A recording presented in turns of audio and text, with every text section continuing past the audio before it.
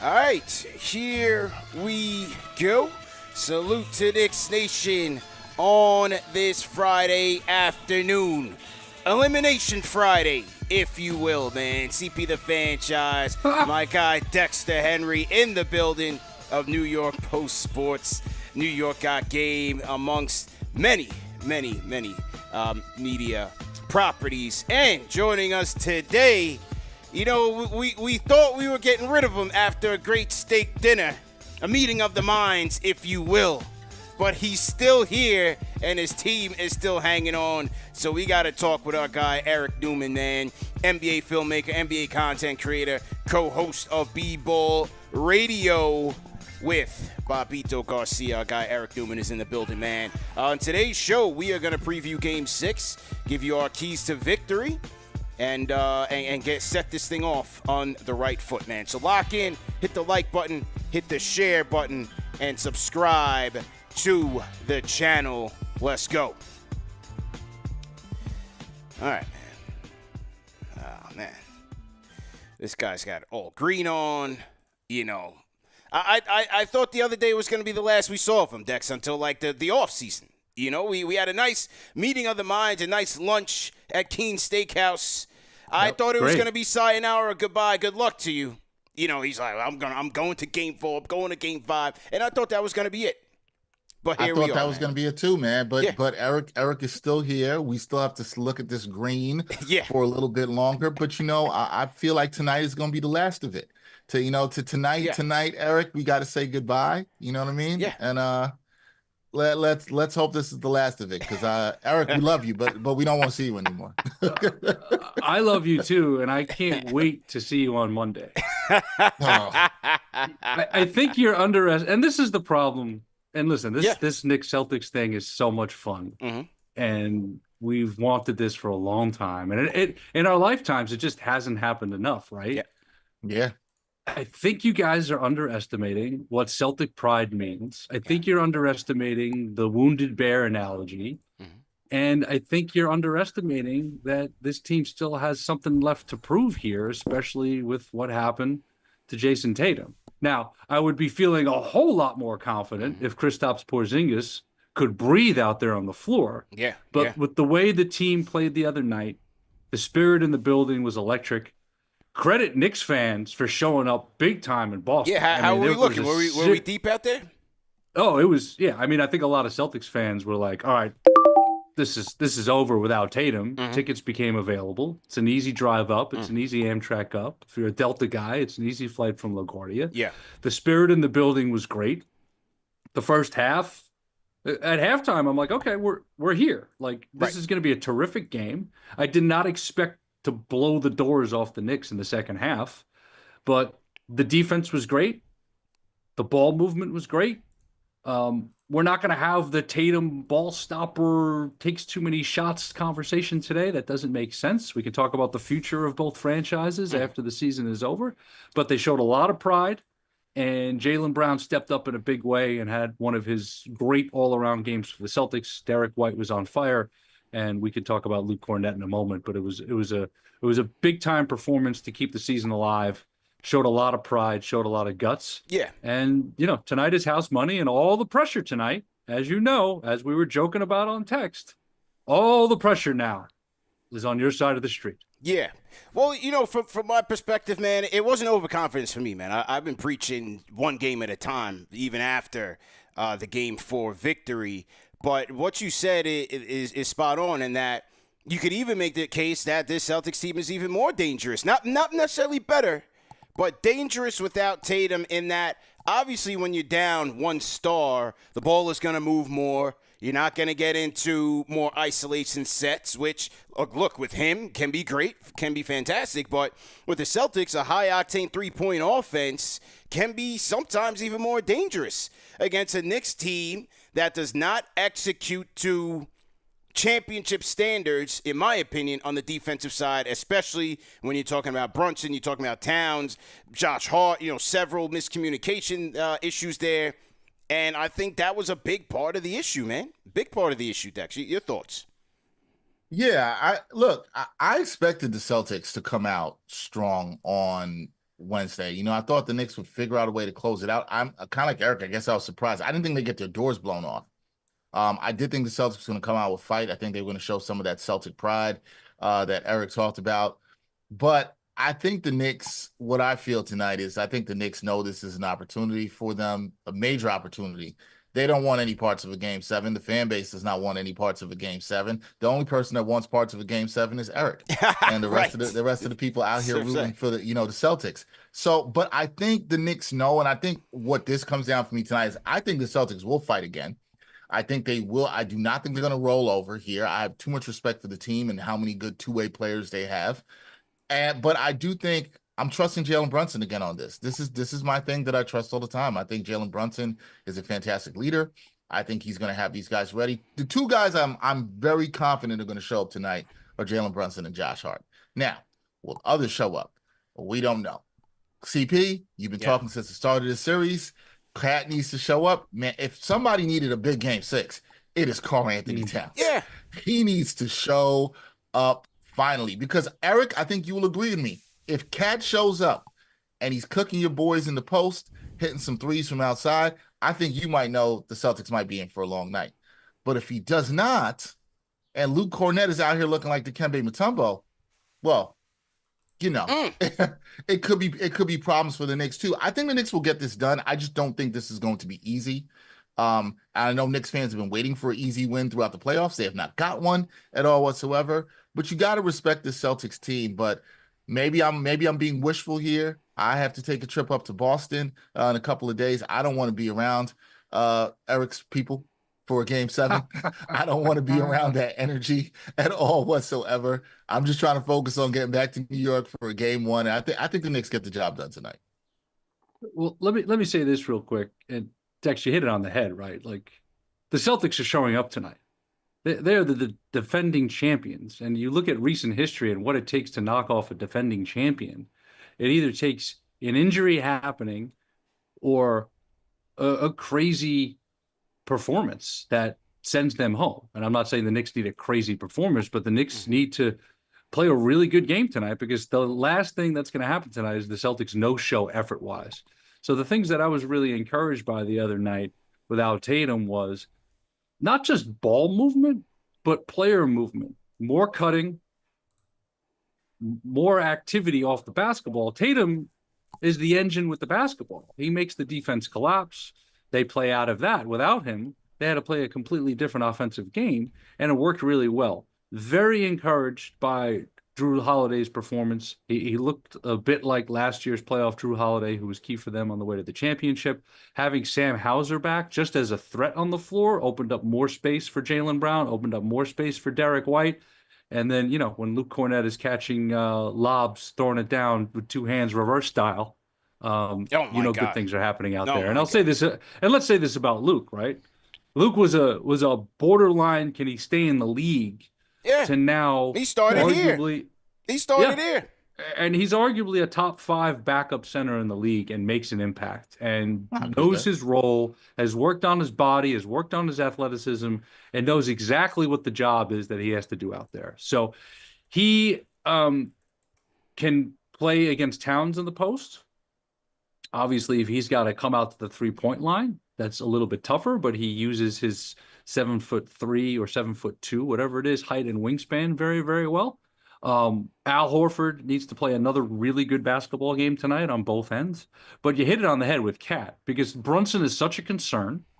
Bridges, obviously, the Celtics figured him out a bit the other night. I think they held him to 3 of 14 from the floor. Yeah, it wasn't he good. couldn't get to his spots the same way, and the Celtics also didn't let him take advantage of that height advantage he has over Derek White. But Cat is absolutely key tonight.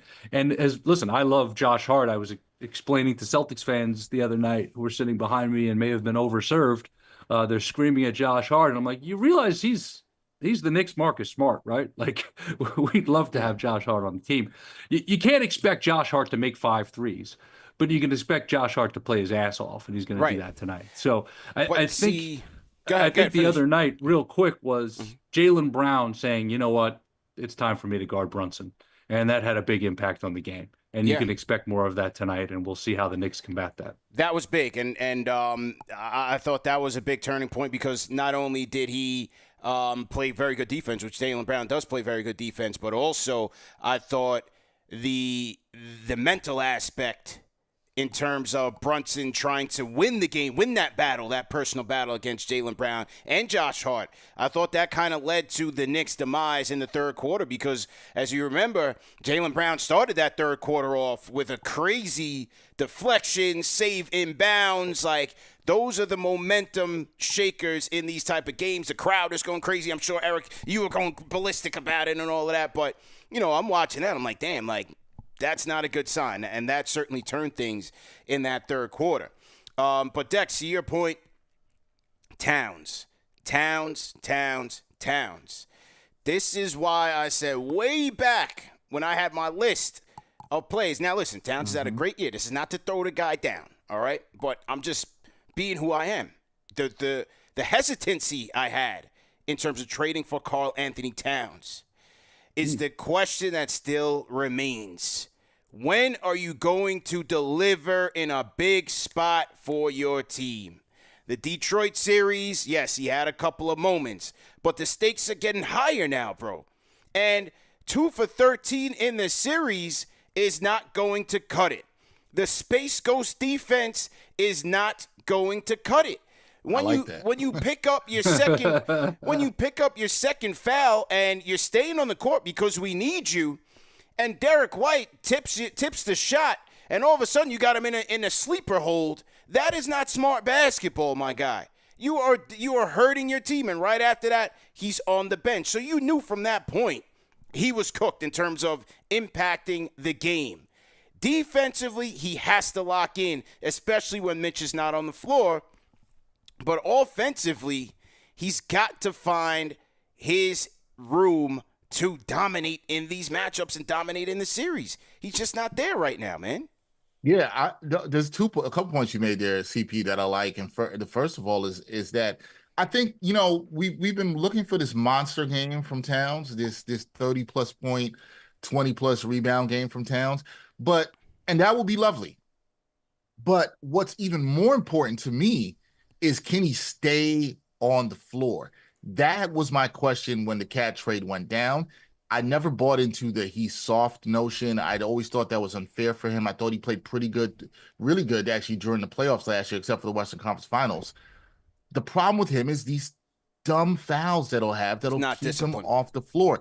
And it kills the Knicks' momentum. It kills their spacing opportunities on offense. So even if he's not having the 30-20 game that we are envisioning out here, just him being a threat out there is so valuable. And when he's not out there, it makes life easier for the Celtics or any other team that is good defensively there, right? That's the thing. The other thing for me is, look, this isn't the first time we've seen this in this series. We saw it in the Detroit series. They put Tobias Harris on him. They'll put all these small dudes on him. And sometimes I'm like, man, why can't Cat just back these dudes down, punish them, and finish? And then I saw early in the game, 5, they give him the ball. We've seen this many times. Drew Holiday's on him, and Cat can't move Drew Holiday, who's a fantastic post defender. So this is all credit to Drew Holiday. But they can't move him. And I understand sometimes why the guys don't give him the ball in the post, because you don't do anything with it. And again, this is me crediting Drew Holiday. But at some point, Cat, being the big body you are, being the 7-footer that you are, you got to get it done. You got to force these smaller dudes to feel it, to punish them in that way. And he just hasn't done that. And I don't know if it's going to happen this season. It's probably not. He probably has to work. That's something I'd like to see him work on in the offseason, because he has the talent to do it. But then what ends up happening, CP, is when you combine the foul trouble with the fact he doesn't establish himself in the post, he'll then get the ball on the perimeter. He's trying to be aggressive, which I see, but then what does that happen? What happens? Turnovers. And then that further kills the Knicks, right? Cat's just got to be controlled. He's got to be, I think you said, locked in on defense. I agree with you 100%. But the other thing is, you got to be available. You got to be on the floor. If you're not on the floor, you're not helping this Knicks team at all whatsoever. So for me, Cat can't be in foul trouble tonight. If he is in foul trouble, that is advantage Celtics. Dex, great points on Holiday. He is one of the elite guards in the league who can guard guys a lot bigger than him, especially on the post. We've seen this in the past. If the Celtics can can make that happen tonight a bunch. I think it's going to help. Listen, the Knicks are at their best when 5 guys are in double figures and Brunson doesn't have to carry the load. And, you guys know this, like you're trying to rely on Cat for a 30-20 game and a closeout game against the champs with or without JT on the floor. That's not a recipe for success. That's blind hope. Defensively, my question for you guys, okay? The Celtics are obviously hunting Brunson at every opportunity. Yeah. So does the Knicks game plan now change after watching the first film without having to worry about Jason Tatum? Are you no longer auto switching? Are you going to fight through? Are you going to hedge and recover? Because I'll tell you this, they're going after Brunson again tonight. They're going to make him play defense on the basketball and put him in pick and roll situations as much as possible. Obviously, he fouled out the other night. They are hunting him. So what are the Knicks adjustments going to be on defense? Because what the Celtics are going to come out and try to do. They got to switch everything, man. I don't think they can afford to leave a guy open. I mean, Derek White, they're leaving Derek White wide open. You were there. Wide open threes, Derek White. Their most deadly. Off simple action. Simple action. Their most deadly three-point shooter, fearless. Wide open threes. You can't have that tonight in the Garden, bro. The guy has, when he's locked in, and he looks like a nice guy off the court, but when he's locked in, he's emotionless out there on the court, Eric, as you know. This guy is a stone-cold killer, especially from downtown. You can't have that happen. He set a good tone in Game 4 as well at the Garden. Can't have that happen tonight, man. Yeah, I'm not changing. I'm still switching everything just because I'm going to respect what this Celtics team has done from downtown, as CP said, particularly Derek White. Even with no Tatum, I still think you have to bring this defense. Now, if you start playing hedge and recover with a little bit of drop that we've seen, this is where we come back with Cat, because they're going to put Cat in that 1-5 pick and roll action. And Cat has not read well. We saw this in Game 3 where the Knicks were still switching everything, and Cat was dropping back too far. OG's trying to get him to come up. You got to keep that same aggressiveness. And this, I will say, this is kind of like Game 4 for me again. The Knicks have to be locked in on defense from the start. Yeah. They have to get off to a good start. It is imperative they get off to a good start tonight and keep the crowd in it, give them a reason to cheer. Even if you're down to the Celtics, like in Game 4, it can't get plus 15. It's crazy. The Knicks have been down at least 14 points in every game in the series. In every game. And I know the Knicks fans, I'm sure in the chat, are just saying, for once, can they a wire-to-wire win? Not even a blowout. A wire-to-wire win will be nice. They will take that. It's important that they get out to a good start. But so, Eric, no, I wouldn't change anything. Brunson is going to be tested. You are 100% right. It would be foolish of Joe Mazzulla and company to not do that. You have to test him and put him in the pressure cooker. The thing I'll say about Brunson, though, is Brunson's effort in getting over screens has been really good in this series, and I've actually really liked that. The question is, like I said, when you have Cat on the backside, is he going to help the way he needs to? Is he going to switch automatically the way he needs to? And is he going to hold his own then on that switch? That's really the question. Brunson, I also think, has to be, and I think he will be, aggressive from the start. Yeah. Offensively, he had a 9-point first quarter, in Game 4. I think somewhat of a similar style of quarter offensively is going to help him. But yeah, if I'm the Knicks, you got to stay with what's got you here. Switching defense has been a huge adjustment by Tibbs that he deserves a ton of credit for in the series, and I think he's got to stick with that. Yeah, no question about it, man. I thought Cat was a little over-aggressive, especially when he picked up 5 fouls in the third quarter. Like, you got to know what you're up against in terms of how the refs are going to call things. The Brown foul was his fault. The one where he's chasing down Derek White when they're in transition, that was way too aggressive. Again, I thought mentally he just was a little sped up in this game, whether he was flustered with the Brown situation or just the overall Celtics aggression. I thought Cap got a little sped up there. So he's got to also play under control. But in terms of changes, man, like I just pulled up these lineups. You know, that third quarter where the Celtics outscored the Knicks by 15 points, and the coach does not make any type of change to, one, put in the Block Ness Monster, who was having a dominant game on both ends of the floor, or put in a Deuce McBride to help with your on-ball defense. I thought that was a big mistake by Tom Thibodeau. And in this Game 6, I'm going to those guys early. Like the Josh Hart minutes look, it's a give and take. He's your glue guy. He's your Mr. Intangibles. I get it. But, number one, he impacts the spacing, especially when it comes to getting Towns the ball. Number two, you got to get Deuce out there to get a better three-point shooter out there. And number three, Mitchell Robinson's ability to defend and force the Celtics to body him up on the rebounds can also help the Knicks defensively. These are the things that, like, Tibbs has to be quick with making those changes, or else you're going to keep Boston in a good rhythm. See, that's a good point, because I thought he did such a good job in game 4 of sticking with Deuce and Mitch down the stretch. And I was talking, shout out to JD. I was texting with JD last night about this. We were talking about this, and we were talking about Tibbs not making adjustment in the third quarter. And the point I was saying to him, I was like, well, when do you think he should have done it? Like, and we were very clear. We both agreed that did not lose the Knicks the game. That's not the reason the Knicks lost the game. I don't think they lost the game because of coaching. But we did think when you get down 10 and the Celtics got up 10, he took a timeout, that might have been my time. At least that was there for me. Like, okay, here's where you make a switch something up. You know how they've had to adjust, they being the Celtics, to Mitchell Robinson, force the Celtics to try to do something, maybe force Joe Mazzulla's hand, see what he will do. Thibodeau didn't do any of that. And I think that's a situation, particularly CP, and in a game where, an elimination game, where you'd like to see that decision made a little bit quicker. I'm rocking with you guys, but identify the situation before the game gets out of hand. As we know, the game got out of hand. I think that's a fair criticism of Tibbs, who I actually think has coached a really good series here. But I think that is a fair criticism, that he could have went a little earlier, maybe when it got down 10, to try to keep the game in. But sometimes he's a little too loyal to his guys. I agree with you that Josh Hart's a guy you have to watch his minutes. I love Josh Hart. Anybody knows me. I've praised him on the show. I love what he brings to the Knicks team.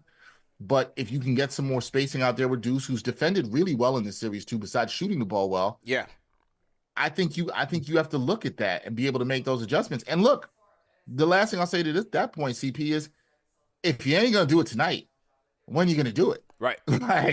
Right. Again, I'm sure everyone agrees. Only person that wants a game 7 here is Eric and the rest of the people wearing green. Yeah. Nobody else is trying to see a game 7, and that's how you got to approach it. Well, listen, man, I took the temperature of Knicks Nation to this morning, and I don't really want to admit this in front of company here, but hey, you got a lot of nervous fans out here, man. You got a lot of nervous Nellies out here for this game.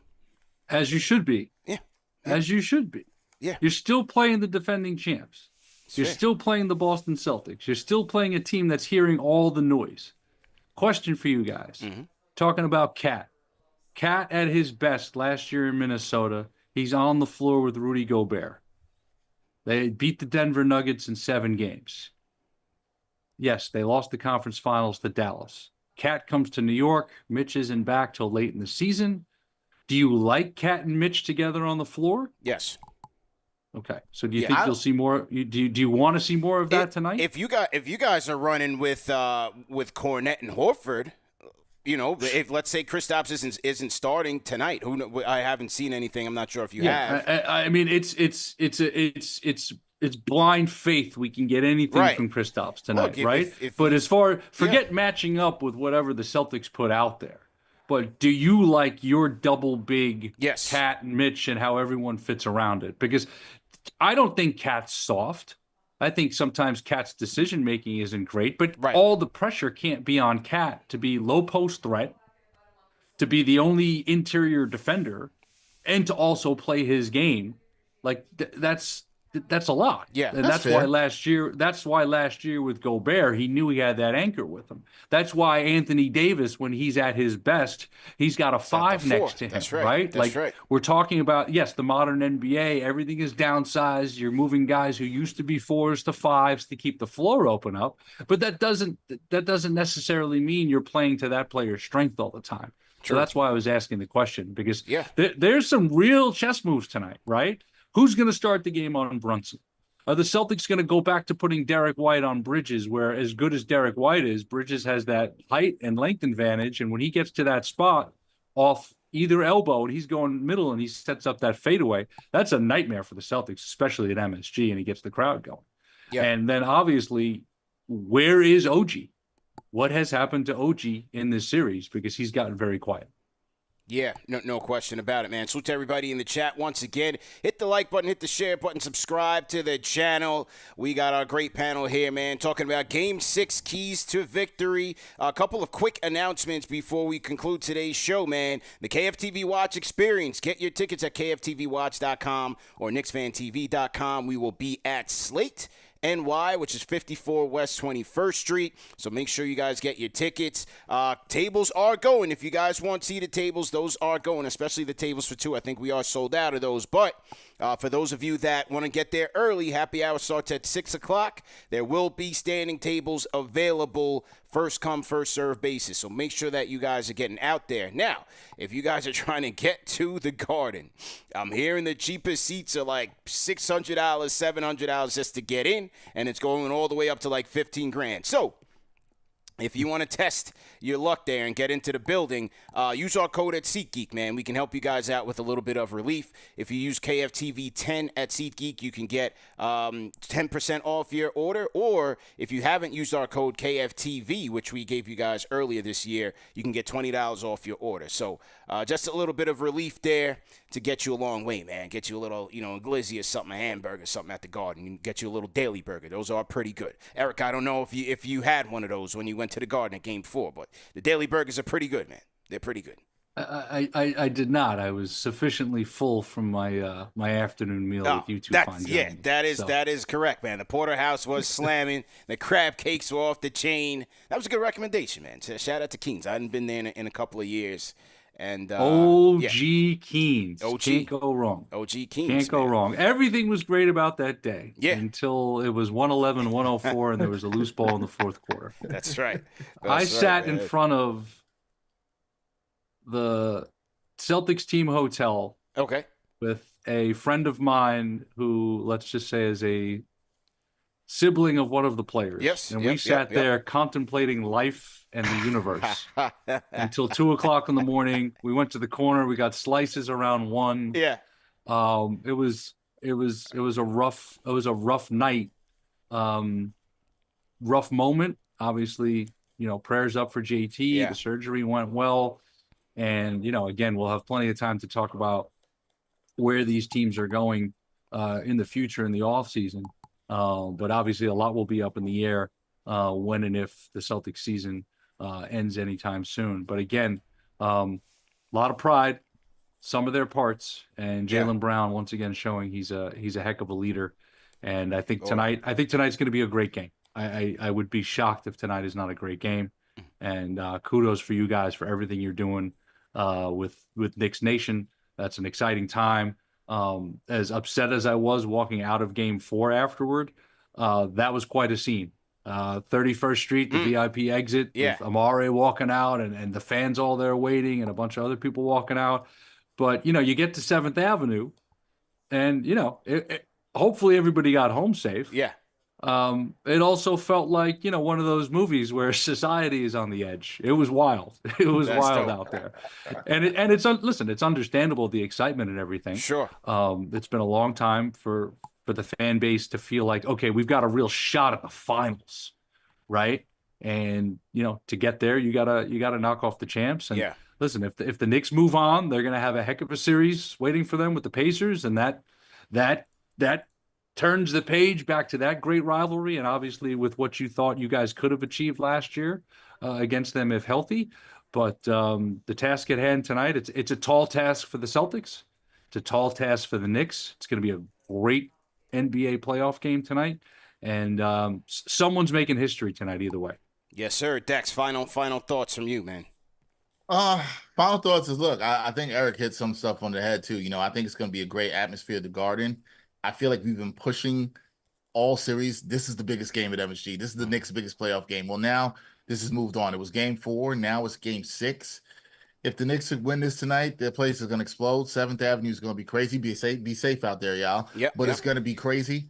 Look, I don't want to put more pressure on the team or the fan base than needs to be, but the Knicks have to approach this like a Game 7. That's to me how you have to approach this. I'm confident in the leadership on this team that this will be talked about and the requisite energy will be brought. But I'm also confident that the Celtics are, every game now is a game 7 for them. So they've been living in game 7 mode, right? Yeah. For now, the last game. And so you have to try to match that energy and to slay the champs. I know they're without Jason Tatum, but to slay the champs is not going to be easy. You're going to have to do it, and you have to want this, and you got to take this at home, and you have to give your fans a reason to show up. But we're going to learn a lot. I think we were going to learn a lot, CP. You and I talked about this, what the Knicks were made of against the Celtics team, win or lose in this series. They've shown a lot of good things, particularly in game 4 when they needed to step up. And now they got to do it one more time. The hardest thing to do in sports is close the team out. Hardest thing to do. It is not easy to do, especially against a team with the experience that the Celtics have. But guys have to step up. And I think who steps up and how they step up tonight is going to tell you a lot about this Knicks team. Or if they don't, I don't know, man. Eric is going to be too happy for me to talk to him. I'll just put it like that. Well, listen. Yeah. Joe Mazzulla and the team sitting in the dark last night, either thinking about the movie The Town or actually watching it. They're ready to go to war tonight on the floor. That's it. And Dex, like, no shade, right? But big moments for guys on the Knicks. Like, legacy moments. We know what the DNA is on the green and white side because we've seen this team go through these battles. And Brad Stevens said it best after the championship last year. I'd rather have my guts ripped out over and over again on the way to the top of the mountain than never to be in competition to get there.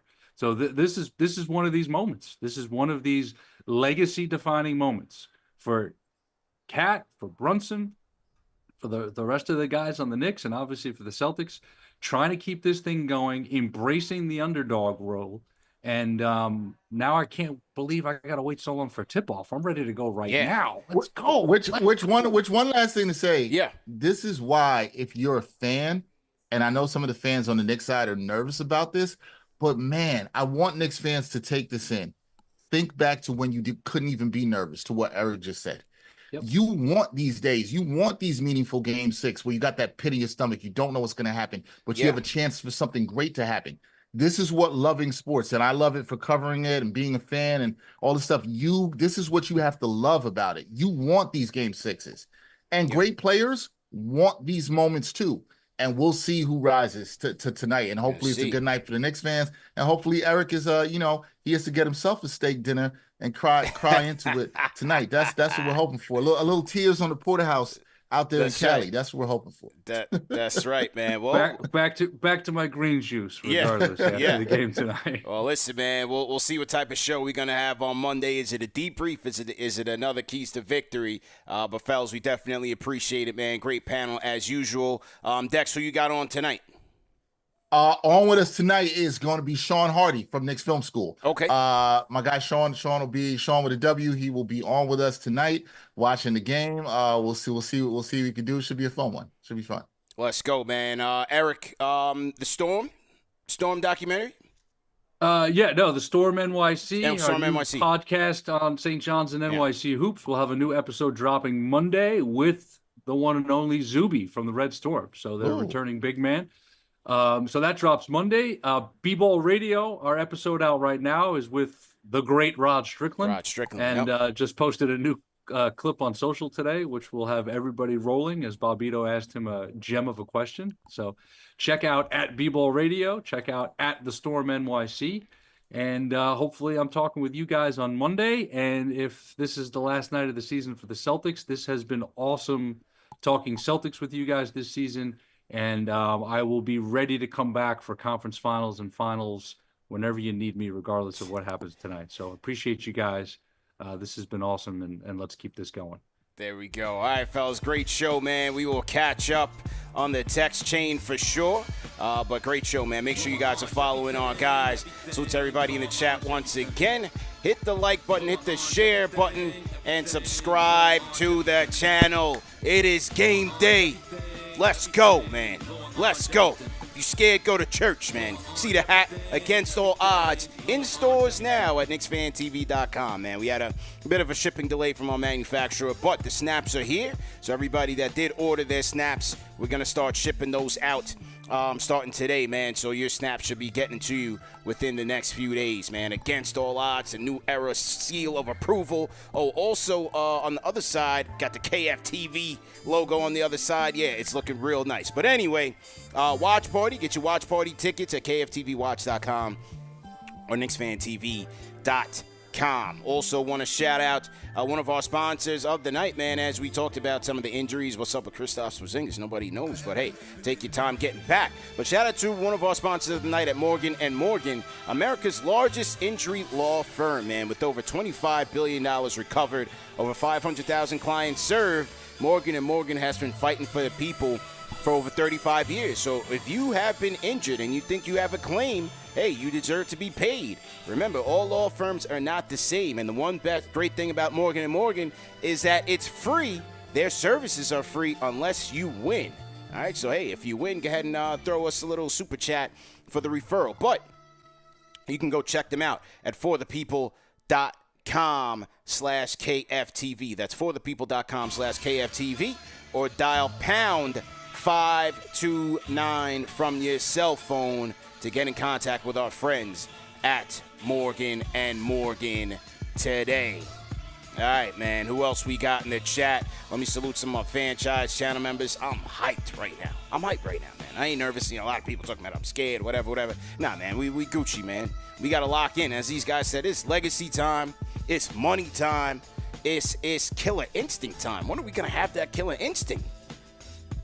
We can't talk about, you know, how special the season could be and what we could do and where we could go if we can't put these guys to bed. And the champs showed the Knicks in Game 5. They got beat down.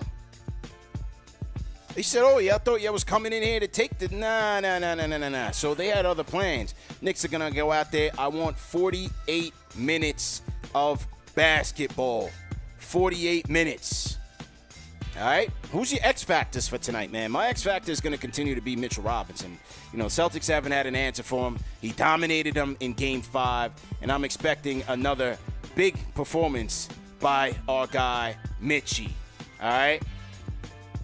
I'm expecting another big performance, man, by our guy, Mitchie. So, salute to everybody in the chat once again. Hit that thumbs up button for you boys. What else we got here? Let me see who else. Franchise channel members, go ahead and throw a salute in the chat. Shout you guys out. Gregory Weiner, salute Will Latimer. I see you, Will Latimer. Shout out to Gotcha Open, always in here. Bobby Elliott. Shout out to the Australia, New Zealand squadron, because we got a lot of people out there. Bitter Bulldog, salute to you. Bobby Elliott. Shout out to my guy Kane. Yeah, my guy Kane sometimes is out here, man. Shout out to Australia, New Zealand, holds us down heavy. Armand Dutta, Dermot Morris, big up yourself. Sean Boy, let's go. Salute. TM says we do. It's time, man. Zach out in L.A., let's get it. Lopez, always in here. Peter Fury, always in here. Talento, salute. Flow 174, respect Shaq. J. Rose, I see you, man. J. Rose, salute to you. Chris, Timothy Dantzler, salute, man. Shout out to Timothy, man. Big up yourself. Who else we got in here, man? I'm looking at for the family in here. I see, okay, respect Papa Giorgio. Salute to you, man. Salute to my guy, Tibbs We Trust. Salute to him, man. Absolutely. One more sponsor I want to shout out, our guys at Bear Mattress. Go to bearmattress.com to get 40% off site-wide. Hey, don't sleep on Bear Mattress, man. When you're making a mattress purchase, that is a quality investment that you need to make. You're sleeping for a lot of the years of your life, so make sure you're getting something with comfort. And with Bear Mattress, best thing is that they pair you with a mattress based on your sleeping lifestyle. So you fill out a quick survey on bearmattress.com. They pair you up with one of their many beds, and then they send it to you, man. They sent me the Elite Hybrid, over 4,000 reviews, 4.5 stars, and I definitely recommend it, man. Great cooling technology, keeps me cool, you know, no more night sweats and things of that nature.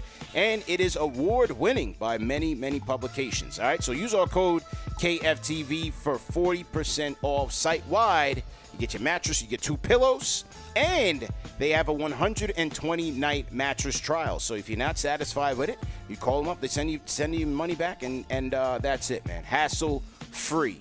Okay? All right, man. Back to the Grizzly. Anybody coming to Slate, we'll see y'all out there. It's going to be a movie. It's going to be insane. Eric L. beats in the 1s and 2s.